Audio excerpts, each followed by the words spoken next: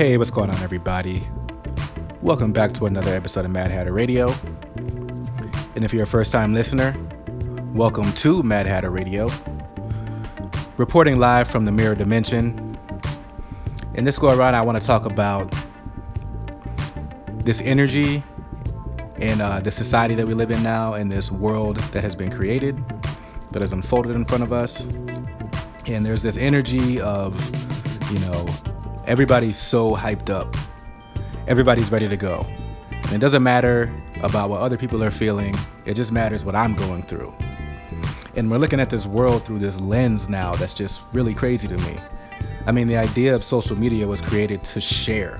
And at first, I remember way back in the day, right? For example, I'm talking of an example. Back in the day, social media was thought basically like, oh, here's a way to share photos, and I really believed that at first. And I thought that it kind of was that at first, but now it's just like, it's to the point where it's not even sharing anymore. It's just like, here's how I feel, and here's my view of the world, and I'm gonna throw it in your face. I'm gonna shove it down your throat, and I'm not even gonna listen to no other viewpoints.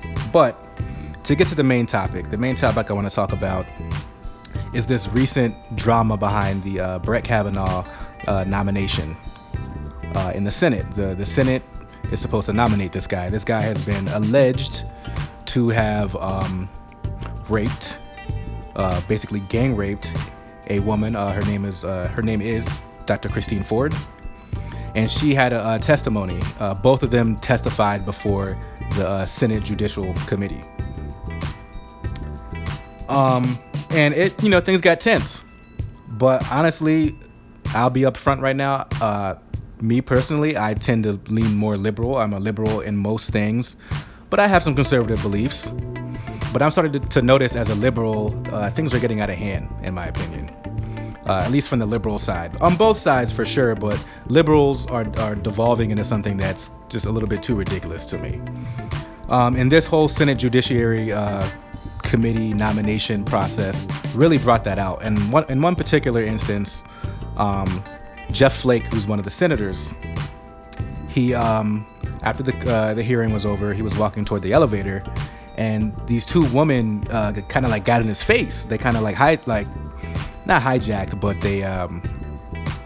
they just kind of jumped out of nowhere. And he's in the elevator, right? The elevator's closing, and they stick their foot in the elevator to stop the elevator. And I'm like, whoa, I didn't really hear too many people talking about this. So, and because I remember seeing it, but I was like, I don't want to really look into this because it sounds annoying, right? So this woman who apparently is someone who works for Popular Democracy, which more than likely is a activist organization. I'm sorry, I didn't do that research right now, but she works for Popular Democracy. You go ahead and figure out who they represent, right? So her and another recent college graduate intervene in whatever Jeff Flake is doing, and it's not even in a respectable manner or anything like that. They put their foot in the elevator, and then they start screaming at him, and she's like screaming and crying. She's like, I'm a rape survivor, and I've been raped, and what you're saying is that you don't trust rape survivors. That's to put it so myopic. That's such a myopic view to look at that, to assume that that's what he believes. You don't know what this guy believes. And he's up there trying to do the best that he can, in my opinion, in a very difficult situation. I think a lot of people are doing the best that they can, but they don't care because they have an agenda. These women who accosted this guy have an agenda. And so they're in the elevator, and everyone's being respectful, but Jeff Flake's kind of looking down, because I kind of would too, man, because I'm like, dude, if you're going to get in my face and kind of disrespect me and invade my space and then start demanding that I respect you, no, I'm not going to do that. I'm not going to say nothing, but I'm not going to respect you either, right? So my thing is this woman is screaming at this guy right at the top of her lungs, and it's really annoying. It's like she's just screeching, and it's not a way that adults should talk to each other, especially about a situation like this. But these are the people that are just trying to become a viral video, and they're trying to spread across social media, which is the problem of what social media has become. Everyone's just looking to be viral, right? So first she plays the victim by talking about how she's been assaulted. Then she starts, grabbing her junk, basically, metaphorically, saying, hey, look at me when I talk to you. I'd be like, excuse me, who are you? Who are you? And then she also goes on to say, someone will be nominated with an accusation. Okay, but all we know right now, because we haven't seen this played out in the actual courts, all we know that this is an accusation. Plenty of people get accused of things that don't do what they're accused of.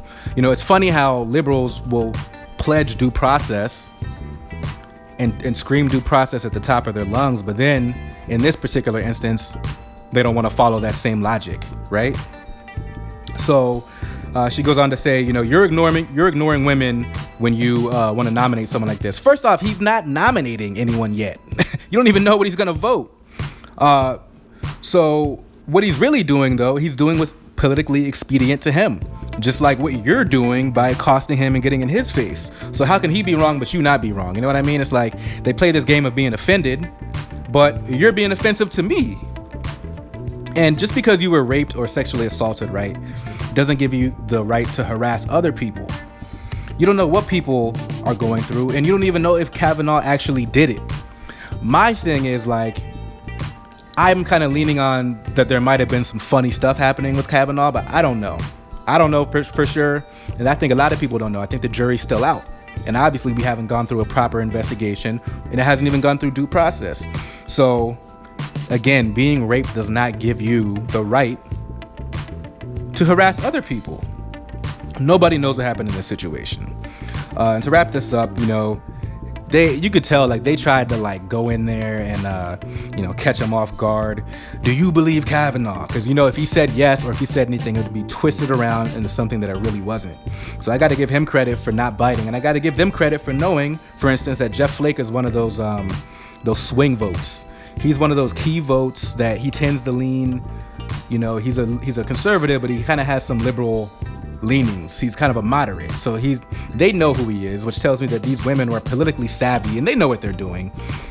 So, you know, end of the day, give Flake credit too for not biting and for actually being somewhat receptive, because after this incident happened, you know, he thought twice about the nomination. And, you know, this is politics. I get that.